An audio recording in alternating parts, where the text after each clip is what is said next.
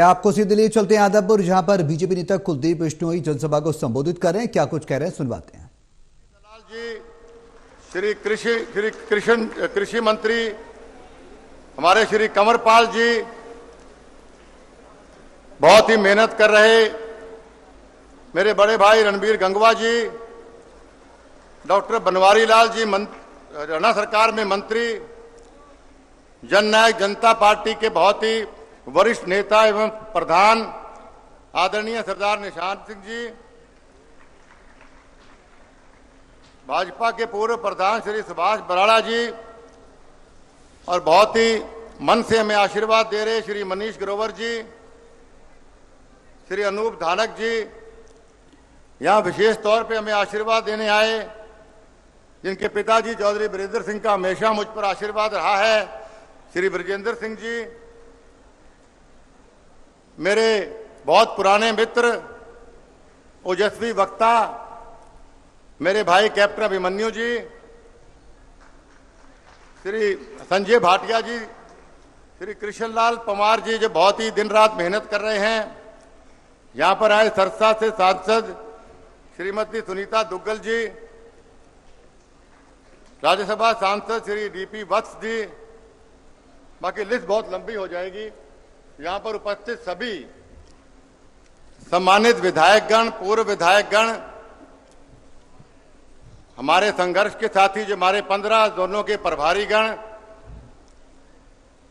Press के साहिबान, बुजुर्गों, माताओं, बहनों, नौजवान साथियों, प्यारे बच्चों, सबसे पहले तो इतने जबरदस्त काम के समय में, इतनी भारी संख्या में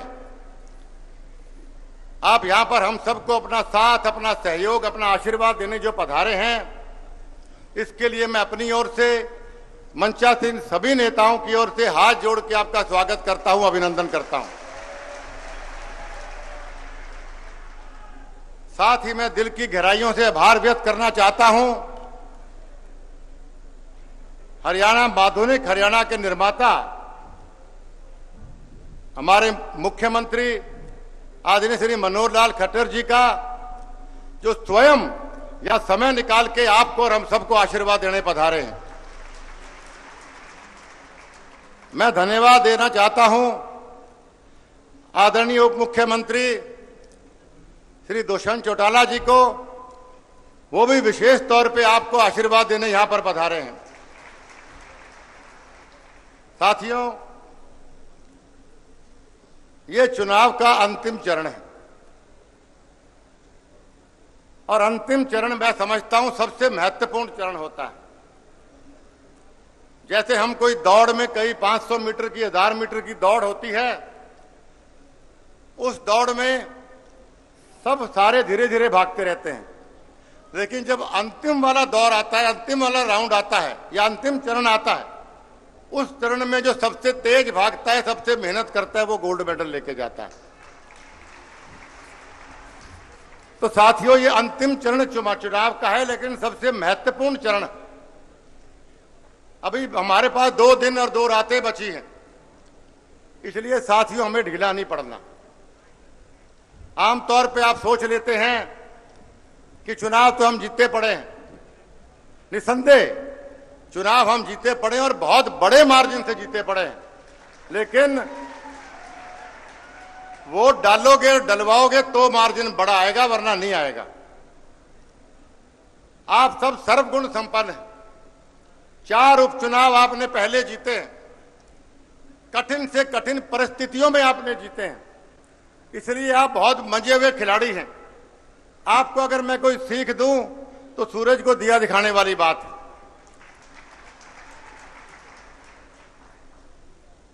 यहां पे तो हर वोटर, हर व्यक्ति, माननीय मुख्यमंत्री जी, यहां पे तो चौधरी भजन लाल जी की कथनी को अपने जवान पे रखते हैं कि भाई कोई बड़ा रिश्तेदार आ जाए, कोई बड़ा पूर्व मंत्री, पूर्व मुख्यमंत्री आ जाए, ये मान सम्मान बहुत करते हैं, हलवा खिलाते हैं, चूरमा खिलाते हैं, लेकिन कहते हैं वोट हम चौधरी भजन लाल परिवार ने देंगे। ये बात है कि नहीं भाई, बताओ।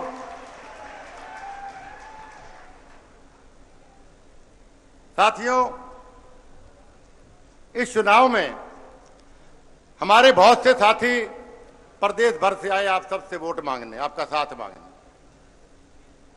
उनसे या भव्य से या रेणुका से या मेरे से कोई जाने अनजाने में कोई भूल हुई है, कोई खता हुई है, तो भाई मंच पे पंचायत पे मैं आप सबसे हाथ जोड़ के माफी मांगता हूं, लेकिन इसका गुस्सा किसी मत निकालना, क्योंकि एक दो जगह से मुझे पता लगा किसी की चाय छूट गई, कोई पूर्व मंत्री आए थे, ऐसे कोई बातें मेरे सामने आई, तो भाई ये गुस्सा के बोटा में ना काट दियो मारा के मारो पानी पी जरा कितने में। साथियों, मैंने बहुत सोच समझ के आप सबसे राय लेके मैंने विधानसभा से इस्तीफा दिया। इतिहास गवाह है, कोई आदमी गांव की सरपंची नहीं छोड़ता है। मैंने विधायक पद का इस्तीफा आपके कहने पर और आपके लिए दिया है, इस बात को आप जानते हैं। तो साथियों, मेरी कुर्बानियों को आशीर्वाद देना, मैंने इस्तीफा इसलिए दिया कि मैं माननीय नरेंद्र मोदी जी की नीतियों से प्रभावित था। मैंने इस्तीफा इसलिए दिया कि मैं माननीय मनोहर लाल जी की कार्यशैली से प्रभावित था। मैंने इस्तीफा इसलिए दिया क्योंकि मैं मेरे आदमपुर वासियों को चौधरी भजन लाल जी का दौर वापस लेके आना देना चाहता था। इसलिए यही सोच के मैंने इस्तीफा आपके सामने दिया। मैं मन से आपको बताता हूं, मैंने हर गांव में आके आपको बताई है कि इनसे बेहतर मुख्यमंत्री मैंने आज तक नहीं देखा। विपक्ष में होते हुए भी जब जब मैं इनके पास कोई फरियाद लेके गया, इन्होंने कभी मुझे निराश नहीं किया। ये क्वालिटी या तो मैंने चौधरी भजन लाल जी में देखी थी या माननीय मनोहर लाल जी में ये क्वालिटी मैंने देखी है।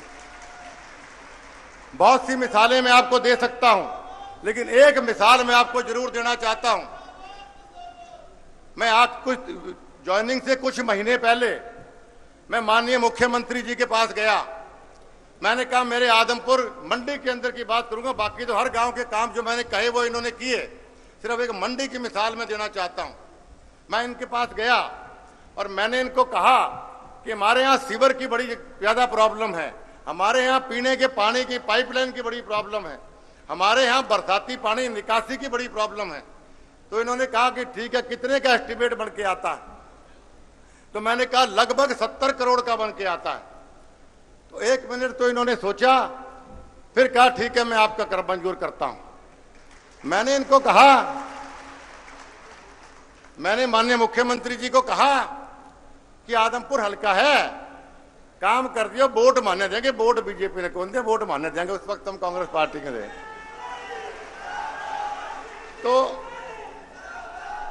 माननीय मुख्यमंत्री जी का दिल कितना बड़ा है, हरियाणा वासियों के लिए कितना प्रेम, कितनी भावना इनके मन में है। इन्होंने कहा कि भाई कहें वोट कुलदीप आपको दें, लेकिन है तो मेरे हरियाणवी ना, मेरे परिवार के लोग। साथियों, ये छोटी बात नहीं है, ये कोई साधारण व्यक्ति ऐसी बात नहीं कर सकता है। जिस व्यक्ति का दिल बड़ा हो, जिस व्यक्ति के दिल में आपके लिए प्यार हो, आपके लिए स्नेह हो, हरियाणा वासियों के लिए, वही व्यक्ति ये बात सोच सकता है। मैं इनको बधाई देता हूं। मैंने माननीय दुष्यंत चौटाला जी को फोन किया, इनको मैंने कहा मेरे आदमपुर मंडी की सड़कें बड़ी टूटी पड़ी हैं, आपका महकमा है, आपका हमारा राजनीतिक चाहे अलग पार्टी में चुनाव लड़े दूसरे के सामने, लेकिन हमारा पारिवारिक रिश्ता है। मैं उस पारिवारिक रिश्ते के नाते मैं आपसे प्रार्थना करता हूं कि हमें कुछ बजट आप आदमपुर मंडी के लिए दीजिए। मैंने बजट कम मांगा, लेकिन माननीय दुष्यंत चौटाला जी ने 29 करोड़ 32 लाख का बजट हमारी मंजूर किया सड़कें गलियों का आदमपुर मंडी के अंदर। ये भी कोई साधारण बात नहीं। तो साथियों, इतना बढ़िया पार्टी, इतना बढ़िया गठबंधन और ऐसा माहौल यहाँ पे जो लोग काम करने में विश्वास करते हैं, जो भेदभाव नहीं रखते हैं, इसलिए इस पार्टी में जाना मैं समझता हूं मेरे जीवन का सबसे बेहतरीन, सबसे बढ़िया फैसला। फैसले तो पहले ही मैंने बढ़िया करे, याद आ गई बात भाषण देते देते, लेकिन थे मन बड़ी जल्दी मन गाल काटने लग जाए, सारी बीमारी बहुत ज्यादा है। हमने जब बीएसपी का और हमारा गठबंधन हुआ, हजका का और बीएसपी का, तब सब लोगों ने कहा यहाँ पे क्या कमाल का फैसला है कुलदीप, आपने लठी काट दिए। जब गठबंधन टूटा तब आपने कहा कुलदीप ने तो राजनीति को नहीं की जरूरत करण की। फिर हमारा बीजेपी से गठबंधन हुआ, तब आपने कहा कि भाई क्या कमाल का फैसला है, कुलदीप से बढ़िया कोई नेता नहीं हो सकता दिमाग वाला। फिर किसी कारण से गठबंधन टूट गया, फिर आप कह लें कुलदीप की जरूरत थी करने की, थान तो पॉलिटिक्स करनी को नहीं आवे। तो इस पे एक मुझे छोटी सी कहानी याद आ गई। एक बार एक राजस्थान में एक आदमी की गाड़ी खराब हो गई बिल्कुल टिब्बों में जाके, और वो वहां पे ढूंढता रहा कई घंटे, मई जून का महीना, पसीनों से तरबतर, और वो ढूंढता घूमता फिरता रहा। तो एक दूर एक छोटा सा मकान उसको नजर आया। तो रेगिस्तान पे चलता हुआ मकान पे घंटी बजाता रहा, तो बहुत देर तक कोई आया नहीं। उसने कहा देखो क्या एक जमाना होता था, अतिथि परम भव देवो भव, और अब कोई आदमी आ नहीं रहे, कितने घटिया लोग हैं। तो तभी एक आदमी ने दरवाजा खोला। उसने कहा जी मैं माफी चाहूंगा, मैं नहा रहा था इसलिए मेरे घर में कोई और था नहीं, मैं खोलता हूँ। तो बंदा कहा देखो कितना बढ़िया आदमी है, मुझसे माफी मांग रहा है, मैं तो जाने ही को नहीं मने। फिर उसने कहा जी आप आइए अंदर बैठो, पंखा चलाया उसने, और उसने कहा कि भाई आप बैठिए, मैं आपके लिए पानी लेके आता हूँ। उसने कहा कितना बढ़िया अतिथि देवो भव निभा रहा है, कितना बढ़िया आदमी है। तो वो आदमी चला गया पानी लेने। वो 15 मिनट 10 मिनट आया नहीं, तो उसको गाड़ी निकालने लग गया, मन में थाड़ डड़ा कि कितना बेकार आदमी, पानी को पूछने गया, पानी ना ही पावा रही बढ़िया, झूठ बोल रहे पूछो, ये बेकार आदमी को नहीं कोई। तभी वो आदमी लेके आता है अपने हाथ में एक गिलास, और वो कहता है जी मैंने सोचा आप इतनी गर्मी में आए हो तो पानी क्या मैं आपको सिकंजी दे देता हूँ। उन्होंने कहा देखो कि तो बड़ी आदमी है, पानी हो क्यों सिकंजी ले रहा हो। तो फिर उसने घूंट मारी सिकंजी के, तो सिकंजी फीकी। तो कहता कितो घटिया आदमी है, गर्म पानी ले आ जाओ, चीनी कौन गाती के अंदर। तो उस आदमी ने कहा कि मेरे हाथ में चीनी थी, फाका था उसके। उसने कहा कि मुझे नहीं पता था, मैं सोचा था आपकी शुगर है कि नहीं है, इसलिए मैंने गाती को नहीं, तो लो पी लो। बोलो कि तो बड़ी आदमी है। तो थारी बा बीमारी है, फैसले सही गलत बड़ी जल्दी करने लग जाते हो, आप विश्वास रखा करो हमारे ऊपर। तो साथियों इससे पहले मैं आपको कह रहा था कि इस इलाके में मैं माननीय मुख्यमंत्री जी को बताना चाहता हूं कि इस इलाके में लोग नाराज जरूर हो सकते हैं। चौधरी भजनलाल जी से भी कई बार नाराज होया करते थे। मैं छोटा या वोट मांगने आता था तो पिताजी से भी लोग नाराज होया करते थे। वो नाराजगी मेरे से हो सकती है, लेकिन खिलाफत नहीं हो सकती। नाराज तो भाई भाई से और बाप बेटे से भी हो जाता है, लेकिन खिलाफ दुश्मन से होता है। और चौधरी भजनलाल का परिवार कभी आदमपुर हल्के का दुश्मन नहीं हो सकता, इस बात को आप लोग सब जानते हैं। 2019 की बात बताता हूं मैं आप सबको, माननीय मुख्यमंत्री को। 2019 में मैं चलो नाम नहीं लूंगा, अच्छा कौन लगा है, एक परिवार के मुझे पता लगा हमारे नाराज हो रहे हैं बहुत ज्यादा। तो मैं चला गया उनके पास, मैं जाके, वो 85 साल के करीब उम्र थी उनकी। तो मैंने जा कहा जी मैं कोई नाराजगी होगी तो मैंने माफ कर दो, मैं वोट मांगन आया था रहा हूं। तो पिताजी का साथी पुराना पूरा गर्म, बोलो तने वोट दू ही को नहीं मैं की हालत में। बोलो भजनलाल मेरे ब्याह में आयो, भजनलाल मेरे छोरे के ब्याह में आयो, भजनलाल मेरी छोरी के ब्याह में आयो, और तू मेरी पोती के ब्याह में को नहीं आयो, मैं तने वोट दू ही को नहीं की हालत में। तो मैं आधा घंटा पौना घंटा मैं उनको मनाता रहा, नहीं माने। पहली बार हुआ इतिहास में कि आदमपुर हल्के में मैं या पिताजी या हमारा परिवार किसी घर गया है, वो सुना दे फिर मान जाए हमारी बात, वो माने नहीं। लेकिन मेरा दिल नहीं मानना मेरा, मैंने कहा वोट दे ही हो हर हालत में। तो मैं पोलिंग हो गई, पोलिंग के बाद शाम को मैं उनके घर गया। मैं कहा देखो सही हाल के आएंगे। मैंने कहा अंकल जी आपका तो अब हो गया गुस्सा ठंडा अगली बार। तो बोलो कुलदीप मैं सोच के गया था कि मैं वोट दूं ही को नहीं कुलदीप ने अब की बार, लेकिन जब मशीन पे बटन मेरी आंगली की ओर का नहीं गई को नहीं की हालत में। अब मेरे दिमाग में ये रहा कि भाई मेरे गले से,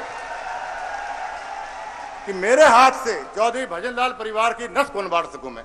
तो इस प्रकार की भावना मैंने किसी हल्के में नहीं देखी। मैंने भिवानी से भी लोकसभा का चुनाव जीता, पिताजी ने फरीदाबाद से लोकसभा जीता, करनाल से जीता, हमने हिसार से जीता, लेकिन इस प्रकार का अपनापन और प्यार मैंने लोगों के मन में नहीं देखा। रेणुका की सहेलियां कुछ गांव में घूम रही थी एक जगह, वो लोग इतना मंडी में गया बाजार में, इतनी नाराज मेरे से, इतना नाराज वो दुकानदार। तो ये समझाने लगी रेणुका की सहेलियां कि नहीं नहीं थारो परिवार है, वोट कुलदीप ने दियो। बोले आपको किसने कहा कि मैं वोट नहीं दूंगा उसको, वोट कुलदीप नहीं दूंगा, वे नहीं दूंगा मैं, लेकिन मैं नाराज हूं इनसे पूरा। तो यहाँ लोग नाराज हो सकते हैं, यहाँ लोग खिलाफ नहीं हो सकते। तो साथियों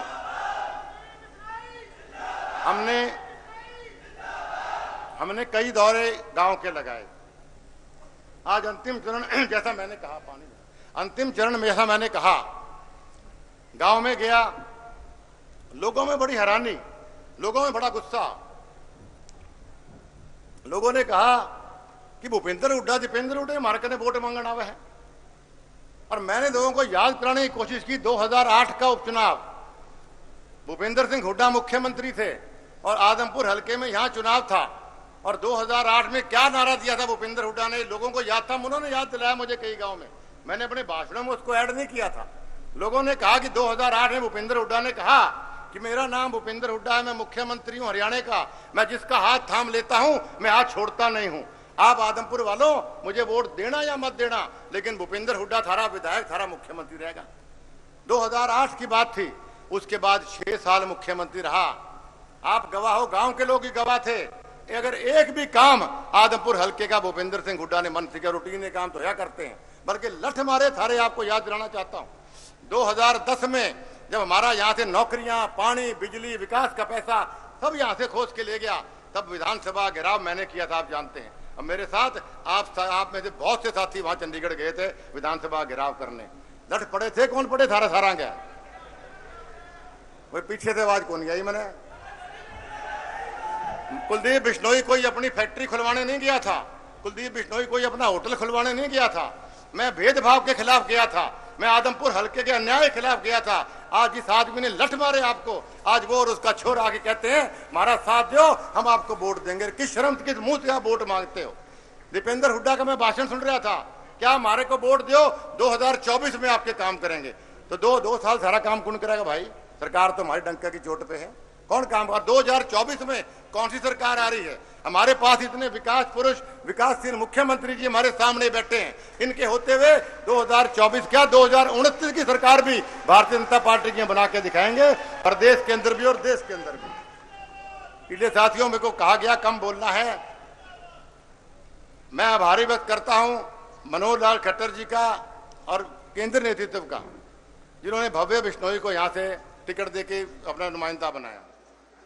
साथियों, चौधरी भजन लाल जी के युग बड़ी मुश्किल से हमारे पास मौका आया कि हम वो दौर वापस हमारे पास आ रहा है। जैसा मैंने कहा, ज्वाइनिंग के बाद ही मैंने 530 करोड़ रुपए की प्रोजेक्ट परियोजनाएं माननीय मुख्यमंत्री जी के हाथ में दी थी और उन्होंने 1 मिनट में उनको हाँ किया। ये एक शुभ संकेत है कि चौधरी भजन लाल जी का दौर हमारे आदमपुर हल्के में वापस आ रहा है।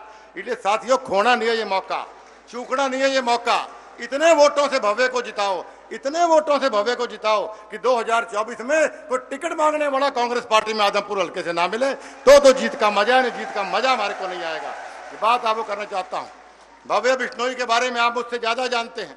स्कूल के टाइम से स्कूल में ये हेड बॉय रहा, स्कूल में टॉप किया इसने एनसीआर में, 10 मैट्रिक में स्कूल में टॉप किया इसने एनसीआर में, 12वीं क्लास में लंदन स्कूल ऑफ इकोनॉमिक्स से ग्रेजुएशन करी है, ऑक्सफोर्ड यूनिवर्सिटी में मास्टर्स करी और वहां ब्लू ब्लेजर होल्डर रहा है ये, और हार्वर्ड यूनिवर्सिटी के अंदर भी सेकंड मास्टर्स करने गया था।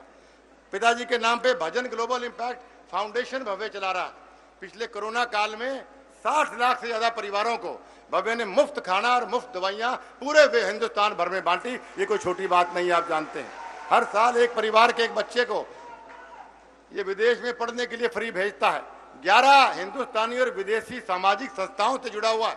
किसी का उप प्रधान है, किसी का स्पोक्स पर्सन, जनरल सेक्रेटरी, सामाजिक लड़का है, पढ़ा लिखा लड़का है। और कितना काचा सोना छोरा थाने दिया, थारा हल्के के अंदर थाना और के जी खूबसूरत है, हैंडसम है, सारा इतना बढ़िया छोरा थाने आपके इलाके के अंदर आपको मिलने आ रहा है। इसलिए साथियों, इन लोगों से घबराना नहीं। मुझे आज सुबह कोई आदमी मिला, बोला जेपी गुंडागर्दी कर सका है। मैं बोलो जी, मार चौधरी भजनलाल परिवार से ज्यादा शरीफ नहीं दुनिया में, लेकिन कोई गुंडागर्दी करेगा तो सारा गुंडा मारा नीची नीची है, सब परवाह ना करियो किसी बात की आप लोग। और जयप्रकाश तो वैसे भी यहाँ कोई लश्कर लड़ने को नहीं है, तो रुपया कमान आयो है। इसलिए साथियों, आप सबसे मेरी हाथ जोड़ के पुनः प्रार्थना कि बहुत मुश्किल से फिर दोहरा रहा हूं मैं, हमारे पास मौका आया है कि हम एक अपना घर, अपना परिवार हम दोबारा सशक्त और मजबूत करें। आने वाली 3 तारीख को हम भव्य काम पहले मुझे बताओ, वोट कौन सी तारीख को पढ़ रहे हैं और मशीन पे नंबर कौन सा हमारा, और ये भजनलाल जी की पीढ़ी कौन सी है? तो तीसरी पीढ़ी, 3 तारीख, तीसरा बटन कामयाब करिए। आपका बहुत बहुत धन्यवाद। नमस्कार, जय हिंद।